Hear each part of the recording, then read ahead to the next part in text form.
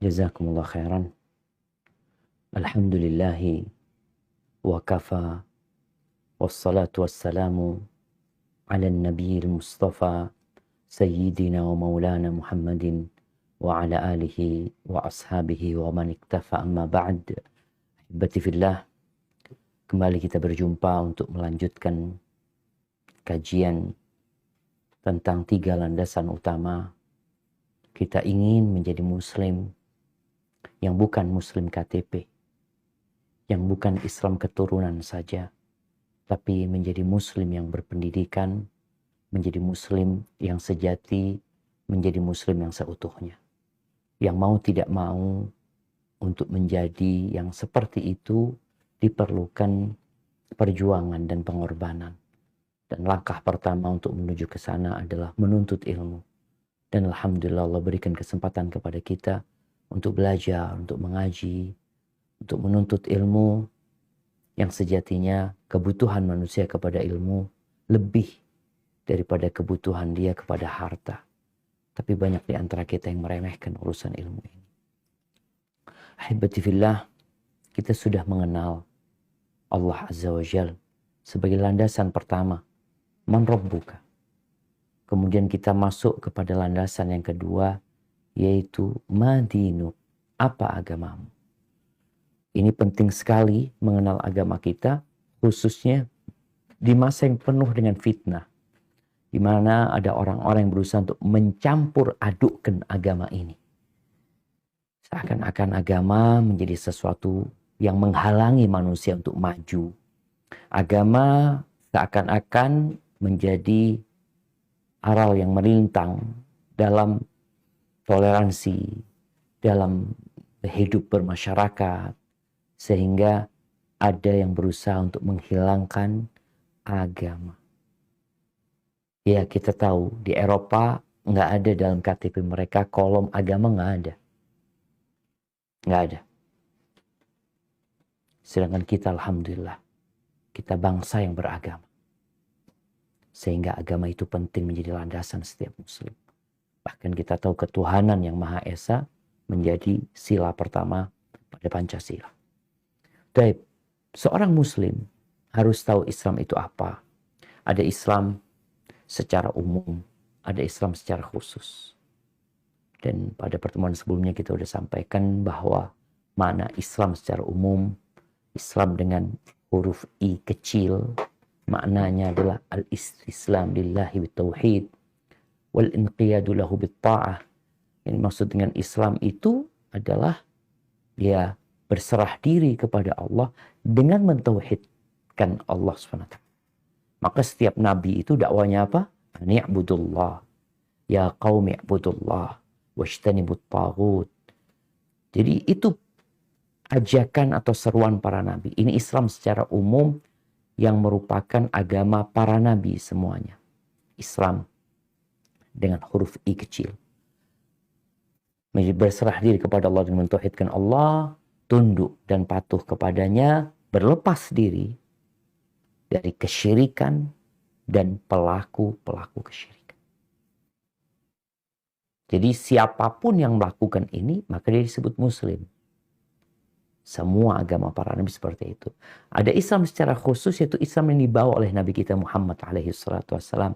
Di mana seorang yang mentauhidkan Allah Azza wa Jal, kemudian dia tidak mengikuti ajaran Nabi Muhammad SAW, maka dia tidak dikatakan muslim. Ini setelah diutusnya Nabi kita Muhammad SAW. Oleh karena itu, tatkala kita berbincang tentang Islam yang bermakna khusus, maka rukunnya ada 5. Dan kita udah baca, yang pertama adalah syahadat an la ilaha illallah. Yang kedua, wa anna Muhammadar Rasulullah. Yang kedua, iqamis salat, mendirikan salat. Engkau muslim, ya dirikan salat. Yang ketiga, bayar zakat bagi yang punya kewajiban zakat. Yang keempat, puasa di bulan Ramadan. Dan yang kelima, haji ke Baitullahil Haram bagi yang mampu. Alhamdulillah, kita sudah membahas tentang dalil syahadat an la ilaha illallah, dan kita masuk kepada pembahasan tentang syahadat anna Muhammadar Rasulullah. Nah, ahibati fillah, kita ingin keimanan kita ini bukan katanya. Kalau katanya ustadz, ya bisa jadi ustadz itu salah ngomong. Boleh jadi itu hanya persepsi ustadz. Maka dibutuhkan dalil yang menjelaskan bahwasanya kita harus bersaksi bahwa Muhammad sallallahu alaihi wasallam adalah utusan Allah. Maka di sini Syekh Muhammad At-Tamimi rahimahullah ta'ala menyebutkan firman Allah Azza wa Jalla, banyak ayat dalam Al-Quran Al-Karim yang berkaitan dengan kesaksian bahwa Nabi alaihissalatu wassalam adalah utusan Allah. Di sini beliau membawakan firman Allah Azza wa Jalla di surat At-Taubah ayat 128. Itu Rasul kita sallallahu alaihi wasallam. Dan kalau ada yang meragukan beliau adalah utusan Allah, maka Allah telah turunkan mukjizat yang semua nabi itu dikasih mukjizat. Yang dengan mukjizat itu orang itu jadi percaya ini Rasulullah gitu. Nggak mungkin manusia biasa melakukan ini. Ini pasti manusia pilihan. Bagaimana Nabi Musa alaihissalam ketika diutus ke Fir'aun, Allah berikan mukjizat. Tongkat yang dilemparkan menjadi ular. Tangan yang dikeluarkan dari bajunya kemudian bercahaya. Nggak percaya Fir'aun. Dipikir tukang sihir. Oke, sekarang datang buktikan tuh. Yang dilakukan Nabi Musa itu sihir apa bukan? Ternyata tukang sihirnya malah beriman kepada Nabi Musa alaihissalam. Tapi Fir'aun tetap nggak beriman. Artinya, tatkala kita membuktikan dengan bukti yang nyata, boleh jadi orang tuh tetap tidak menerima bukti-bukti tersebut. Bagaimana dengan Nabi kita Muhammad alaihissalam?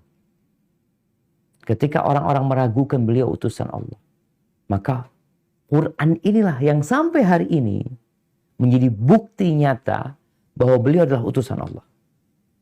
Beliau Rasulullah. Jadi kalau ada yang mengatakan, oh iya, Muhammad itu sallallahu alaihi wasallam adalah orang besar ya, orang yang punya peran bagaimana dapat menjadikan jazirah Arab yang hidup dalam kemaksiatan menjadi orang-orang yang beradab ketika itu. Dia tidak mengatakan beliau adalah utusan Allah. Beliau utusan Allah. Beliau Rasulullah. Buktinya apa? Quran.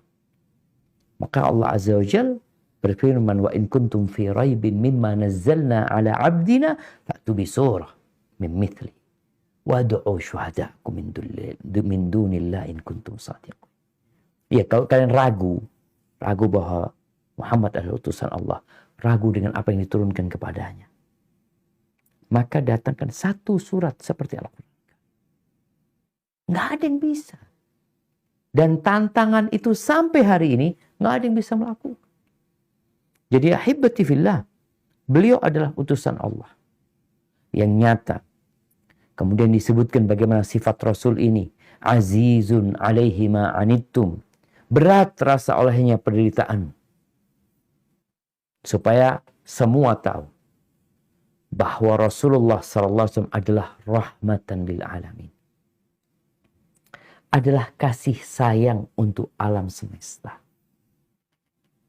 Sehingga semua ajaran yang disampaikan beliau itu mengandung kasih sayang. Oh, puasa, berat puasa Ustaz. Kita akan baca nih rukun Islam bentar lagi. Berat puasa. Berat sholat 5 waktu. Berat di mananya? Kalau dibandingkan dengan kerjamu, maka engkau akan melihat bahwasanya ternyata sholat itu ya dalam 24 jam mungkin hanya 1 jam. Dan waktunya juga berjauhan. Engkau bisa bekerja dari jam 7 pagi. Berangkatnya jam 6.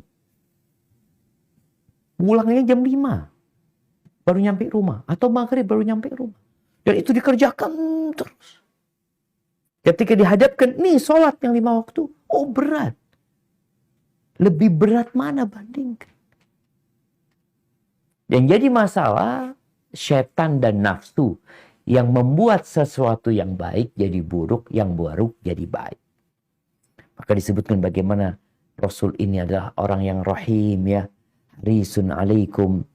Beliau sangat bersemangat, sangat menginginkan keselamatan, kebaikan buat kalian.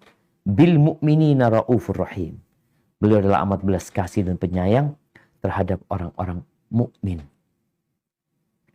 Jadi subhanallah, kalau kita melihat bagaimana perjalanan hidup Nabi SAW, yang itu akan dibahas nanti sebenarnya, karena setelah kita membahas tentang agama, kita akan membahas secara khusus tentang siapa Nabi.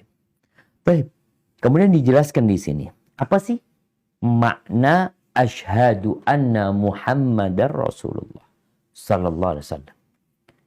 Kalau arti secara bahasa, ya saya bersaksi bahwa Muhammad sallallahu alaihi wasallam adalah utusan Allah. Bas. Itu artinya. Tapi kalau kita memahami lebih dalam lagi, ungkapan seseorang, persaksian seseorang mengatakan aku bersaksi bahwa Muhammad SAW utusan Allah, itu ada konsekuensinya. Inilah yang perlu disampaikan kepada orang yang masuk Islam. Yang terkadang orang masuk Islam dibimbing, dia mengatakan asyhadu an la ilaha illallah wa asyhadu anna Muhammad Rasulullah. Iya, dia udah masuk Islam nih. Tapi kita perlu kasih penjelasan tentang Islam ini, tentang makna syahadat an la ilaha illallah, tentang makna syahadat anna Muhammad Rasulullah. Karena jangan sampai dia mengatakan asyhadu an la ilaha illallah, tapi masih berangkat ke gereja lagi. Ini terjadi. Orang yang mau menikah, karena memang dituntut di KUA, muslimah harus menikah dengan muslim, maka dia masuk Islam. Tapi karena dia tidak paham dengan apa yang dia ucapkan, ya dia tetap berangkat melakukan ritual yang sebelumnya dia kerjakan. Tatkala seorang mengatakan asyhadu anna Muhammad Rasulullah, dan setiap hari kita mengulang-ulang kalimat tersebut, maka konsekuensinya adalah harus taat dan patuh dengan perintahnya. Ta'atuhu fi ma'amar. Perintah Nabi laksanakan. Patuh. Sebagaimana engkau tatkala melamar kerja di sebuah perusahaan, lalu engkau diterima dan engkau masuk. Apa yang harus engkau lakukan? Taat, patuh dengan peraturan yang ada. Tatkala ada perintah dari atasan, laksanakan. Nggak ngelaksanakan, bermasalah berarti. Ini termasuk orang-orang yang bermasalah. Kemudian, kalau bicara melaksanakan perintah, ya kita tahu perintah Nabi semua pada hakikatnya sallallahu alaihi wasallam adalah untuk maslahat kita. Yang kedua, meninggalkan larangannya. Yang nggak boleh, ya ditinggalin gitu loh. Siapa yang melarang? Nabi SAW. Maka di sini perlu belajar lagi. Mana perintah dan mana larangan. Mana yang boleh dan mana yang tidak boleh. Kalau kita Islamnya keturunan, maka kita akan selalu berpikir yang dipraktekkan oleh orang tua kita, oleh keluarga kita di kampung kita, itu loh Islam. Padahal belum tentu. Tapi kalau bicara, ini loh perintah Nabi SAW. Ini loh larangan Nabi SAW. Maka kita harus taat. Nabi mengatakan contohnya nih. La'anallah akila riba wa mukilahu wa katibahu wa syahidai. Allah melaknat yang makan riba, yang memberi makan riba, yang menjadi kedua saksi, dan yang menulis. Itu dilaknat tuh. Terus gimana? Udah tinggalin, berarti kan nggak boleh sama Nabi SAW. Kemudian yang ketiga,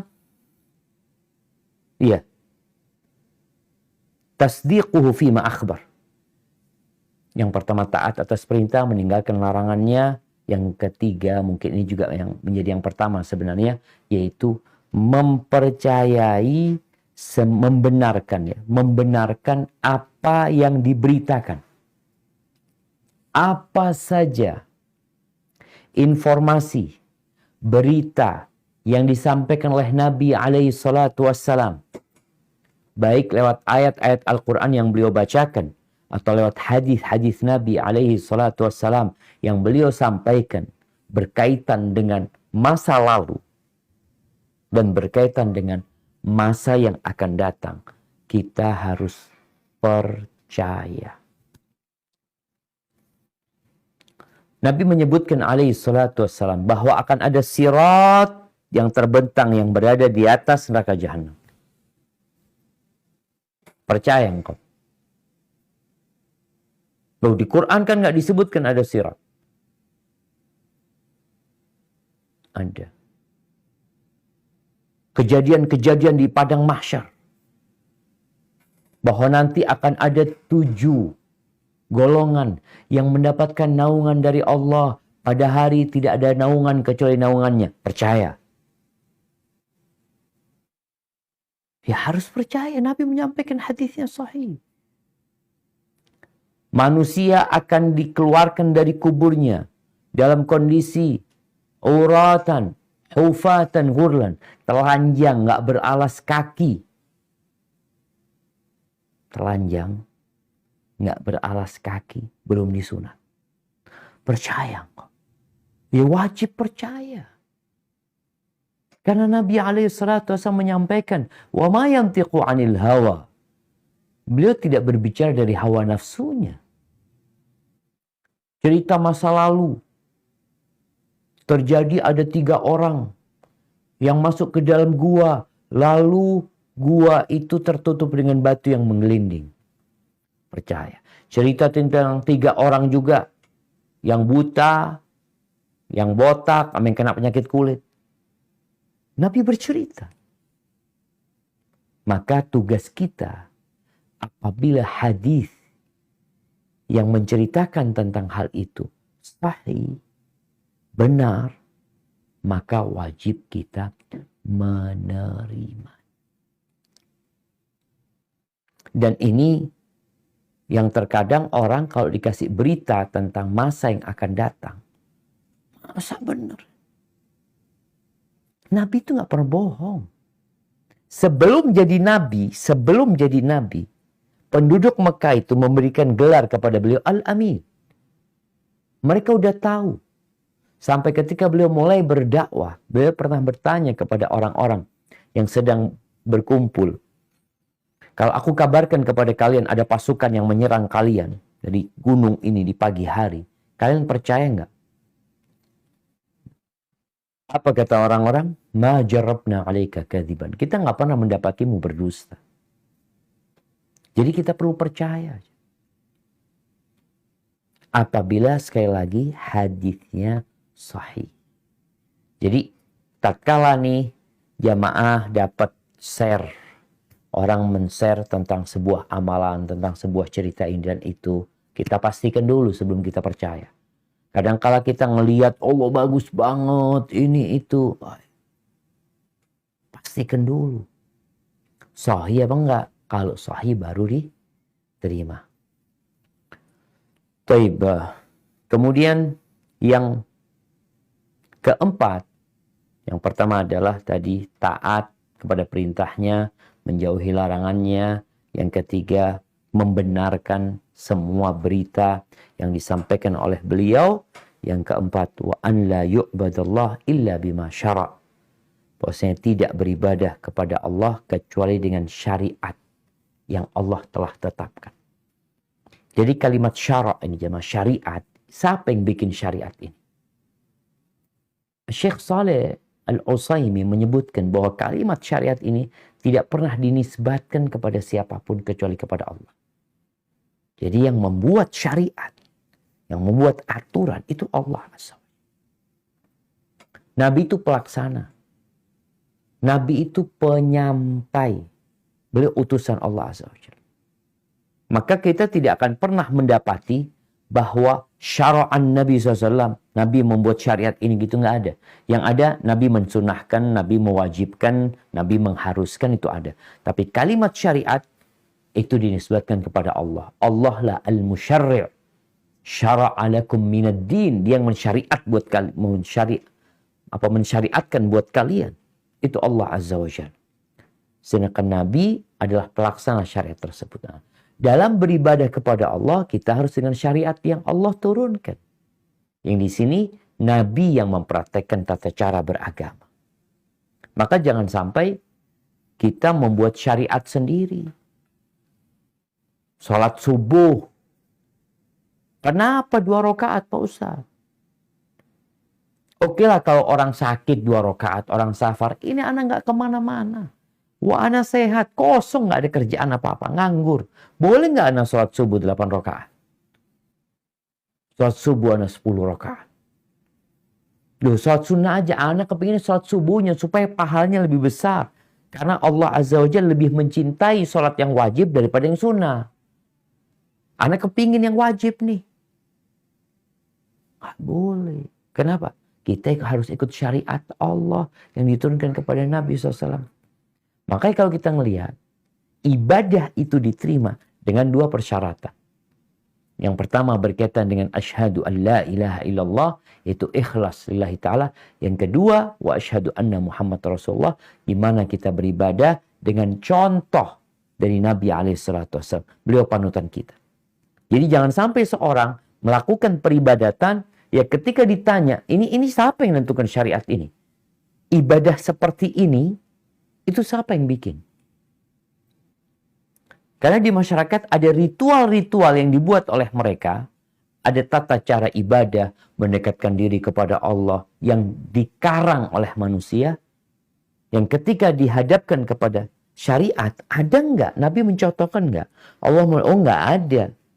Terus tugas kita, ya udahlah, kita nggak usah memperpanjang debat dan keributan. Yang tidak disyariatkan sama Allah, ya kita nggak usah ribut ngerjain. Ini konsekuensi kita tatkala mengatakan asyhadu anna Muhammad Rasulullah. Sehingga ya mudah beragama itu. Nggak perlu ruwet kita memikirkan tata cara ibadah karena sudah dicontohkan. Allah Azza wa Jalla mengutus Nabi SAW. Bagaimana kalau kita lihat sholat yang 5 waktu ini? Bagaimana prakteknya? Bagaimana gerakannya? Ya udah lihat Nabi SAW. Melaksanakan ibadah haji. Nabi SAW ketika beliau haji. Yang kita tahu sebelumnya orang-orang Arab itu sudah haji. Orang-orang Mekah sudah haji. Di masa kesyirikan jahiliyah mereka juga telah berhaji. Maka tatkala mereka berhaji dengan Nabi SAW, Nabi berpesan kepada mereka, khudhu anni manasikakum. Ambillah dari aku tata cara manasik haji kalian. Artinya jangan katanya orang tua, oh iya dari dulu kayak gini, dari aku kata Nabi. Maka kita pun seperti itu. Karena Allah yang telah mensyariatkan buat Nabi agama ini, aturan-aturannya, maka kita mengikuti Rasul SAW. Insya Allah selamat nih. Jadi bagi orang-orang yang mengatakan asyhadu anna Muhammad Rasulullah SAW, hendaklah dia tahu diri. Apakah dia sudah menjalankan apa yang disyariatkan oleh Allah? Ibadah dia, zikir dia, zakat dia, puasa dia, apa saja. Ibadah-ibadah itu tidak berdasarkan karangan, tapi berdasarkan syariat yang sudah Allah tetapkan. Barakallahu fiik. Nah, setelah menjelaskan tentang selesai nih, Syekh menjelaskan secara detail tentang makna dan konsekuensi 2 kalimat syahadat. Masuk kita ke rukun Islam yang kedua, yaitu sholat. Emangnya benar kita disuruh sholat? Apa dalilnya? Jangan-jangan orang sholat itu, kenapa engkau sholat? Ya gimana, dari dulu aku diajarin sholat. Jadi kalau nggak sholat itu kayak ada yang kurang gitu loh. Bas cuma itu. Ada orang yang ketika sholat, kenapa engkau sholat? Allah perintahkan kepada aku sholat. Dan aku butuh dengan sholat itu. Jadi ada perintah. Apa dalilnya? Maka disebutkan di sini. Dalil yang menyatakan bahwasanya sholat dan zakat itu perintah Allah yang merupakan rukun Islam. Maka di sini Syekh Muhammad At-Tamimi menyebutkan firman Allah di surat Al-Bayyinah ayat 5. Itu jelas Allah sebutkan. Apa sih yang diperintahkan kepada mereka? Liya'budullah mukhlisin lahuddin. Ini berkaitan dengan tauhid, di mana beribadah itu tidak asal-asalan. Tata caranya sesuai dengan syariat dan niatnya lillahi ta'ala. Mukhlisin lahuddin. Hunafa, oke, sebutkan menjalankan agama dengan lurus. Meninggalkan kesyirikan. Menuju kepada tauhid. Tapi setelah itu, wa yuqimus shalah. Mendirikan salat. Oke, ketika Nabi SAW mengutus Mu'ad ke Yaman, apa pesan Nabi kepada Mu'ad? Sallallahu alaihi Nabi wasallam. Ya Mu'ad, innaka ta'ti qawman ahla kitab. Wahai Mu'ad, yang kau datang ni ahlul kitab. Nasara, ahlul kitab itu Nasara atau Yahudi. Menunjukkan bahwa Muslim mendakwain orang-orang non-Muslim. Iya. Yang kau datang ini orang ahlul kitab. Falyakun awal ma tad'uhum ilaihi syahadatu an la ilaha illallah. Hendaklah menjadi poin pertama dakwahmu itu adalah mengajak mereka untuk mentauhidkan Allah. Mengajak mereka untuk beribadah ikhlas lillahi ta'ala. Itu yang pertama. Fa inhum ata'uka lidzalik. Kalau mereka taat, menerima, mentauhidkan Allah, percaya dengan Nabi Muhammad SAW, maka setelah itu kasih tahu mereka bahwa Allah mewajibkan atas mereka sholat 5 waktu. Kalau mereka mengamalkan hal itu, maka kasih tahu lagi ada tahapan-tahapan dalam berdakwah. Kasih tahu lagi bahwa Allah mewajibkan kepada mereka untuk menunaikan zakat yang diambil dari orang-orang kaya mereka dikembalikan kepada orang-orang miskin. Jadi bukan untuk nabinya, bukan untuk penguasanya, tidak. Itu diambil harta diberikan kepada fakir miskin, kepada orang-orang yang berhak mendapatkan zakat. Ya, itu disebutkan wa yuqimus shalah wa yu'tuz zakat. Mereka diperintahkan untuk mendirikan salat, membayar zakat. Ini menunjukkan bahwasanya itu rukun Islam, yang mana salat adalah rukun yang berkaitan dengan raga manusia, adapun zakat adalah rukun yang berkaitan dengan harta. Ini menunjukkan kesempurnaan agama Islam. Wa dzalika dinul qayyimah, dan itu adalah agama untuk kitab-kitab yang Allah turunkan, untuk kitab-kitab lurus yang Allah turunkan. Ini berkaitan dengan dalil sholat dan zakat. Kita tidak perlu membahas secara detail tentang bagaimana sholat, bagaimana penunaian zakat. Alhamdulillah kita sudah pernah punya kajian dengan MT Qalbun Salim ini tentang serial Rukun Islam. Jadi bisa dirujuk di sana untuk mendalami tentang rukun Islam ini secara detail. Yang keempat adalah puasa. Kita tahu puasa adalah menahan diri dari makan, minum, dan syahwat kita sejak fajar terbit sampai matahari terbenam. Dilakukan yang wajib, yang rukun Islam itu adalah puasa di bulan Ramadan. Apa dalilnya kalau itu wajib? Kan boleh jadi perintah itu ada yang sunnah, ada yang wajib. Tapi dua-duanya diperintahkan. Maka Syekh menyebutkan firman Allah yang sering kita dengar di bulan Ramadan biasanya, yaitu di surat Al-Baqarah ayat 183. Jadi ternyata rukun Islam yang keempat ini adalah kewajiban yang pernah diberlakukan kepada umat-umat sebelumnya. Dan di sini ada hiburan. Jadi orang itu kalau dikasih tahu, kamu wajib ngerjakan ini ya. Tugas ini, mahasiswa dikasih tahu kamu wajib ngerjakan tugas ini. Dan kakak-kakak kelasmu semua melakukan hal itu. Ketika mendengar itu, maka akan termotivasi untuk mengerjakan. Kenapa? Oh, berarti bisa. Buktinya apa? Orang yang dulu udah bisa. Kita ini cuma melanjutkan. Tapi kalau kewajiban itu kewajiban yang baru, kadang-kadang kan orang berat, ya Allah gimana, bisa apa enggak kira-kira ya? Tapi ketika dikasih tahu, udah diwajibkan atas umat sebelumnya. Menunjukkan ini sesuatu yang mampu dilakukan. Dan disebutkan kapan? Bulan Ramadan. Syahr Ramadan alladzi ayyaman ma'dudah. Harinya terbilang 29 atau 30 hari.